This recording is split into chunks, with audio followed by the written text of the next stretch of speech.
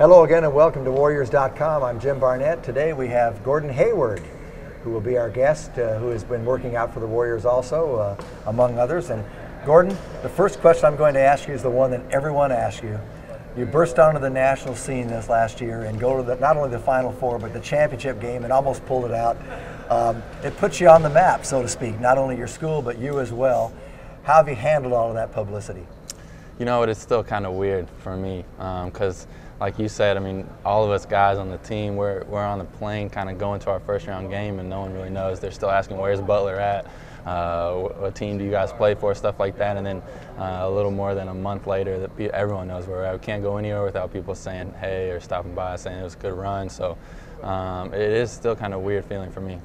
I understand that you have never watched a replay of that game. Is that true? That's correct. It's tough for me, and losing so much, and the fact that I had a chance to win, it's tough to watch that. Well, you almost made that last shot at half court. That would have put you at it. I'm going to be an analyst right now again because I watched the game. We were in Washington, D.C., had a game that next night, and so we all watched it and hung on the edge of our seats. It was a terrific game. The shot that you took from the baseline that you had a chance to go in, if you had to do it over again, would you pump fake and then maybe get to the free throw line or not? I'm just curious about that myself. Yeah, they played good defense. I tried to go left and they cut me off, so I went right and kind of had the defender on my hip. And Zubek slid over, and he's long, 7-footer, and so for me, I don't know how much. I've replayed that in my mind so many times and tried to think of different scenarios where I could have maybe got a better look. But I had a good look, thought it was good, just a little long. So. I agree with you. You separated from him and you got a very, very good look. I just always thought about that because, everyone likes the underdog, and I didn't know you, but I was rooting for you. It was really fun. I'm curious because your parents both went to Purdue, athletes.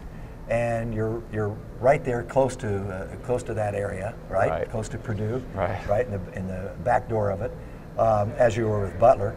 And how did you not go to Purdue, and how did you end up going to Butler instead? Well, my parents is brainwashed from day one. You're going to Purdue, this is what you're doing. My dad said, look, I'll pay for you to go to Purdue, anywhere else you're on your own. So really it was, this is what you're gonna do. But for me, there's sometimes places where you just feel like this is where I am, this is home. And after visiting Butler, it's just like, this is where I gotta be. And you're a twin, your sister also, and you're both tennis players. She is. Well, I heard that after your freshman year, or during your freshman year, that you were going to quit basketball and maybe just concentrate on tennis yourself. You must be pretty good.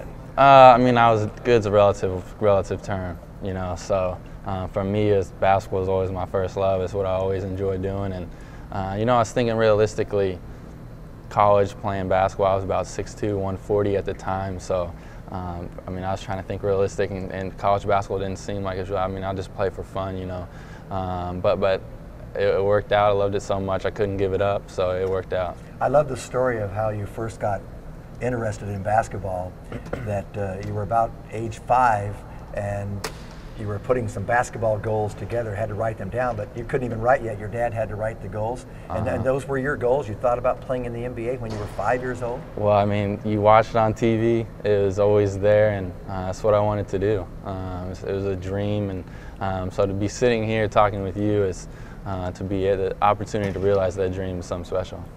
So you just completed your sophomore year and decided to declare for the draft. Had you not gone to the Final Four, which really ultimately changed your life, do you think you would have gone and stayed back in school for another year at least? Well, I think that's hard to say. I was lucky enough that my father and my coach kind of gathered a whole bunch of information about whether or not to go.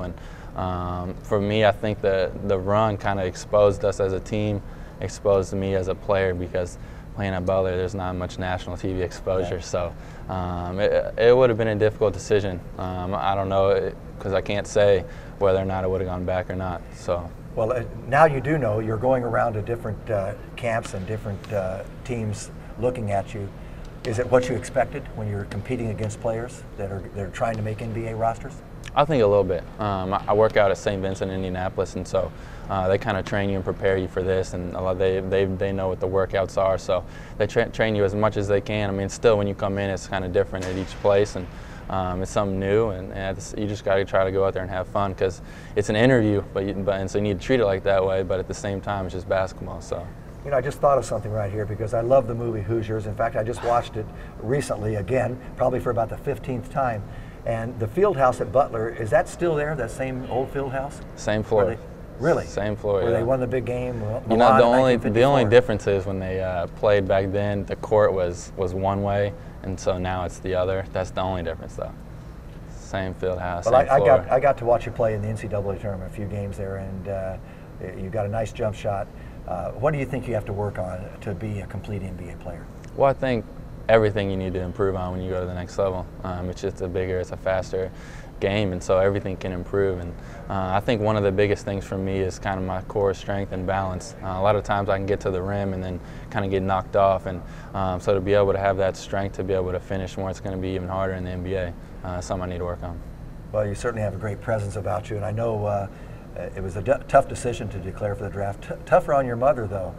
This has been pretty hard for her, hasn't it? I mean, just me and my sister are the only ones in the family, so she's kind of feeling like everyone's leaving her.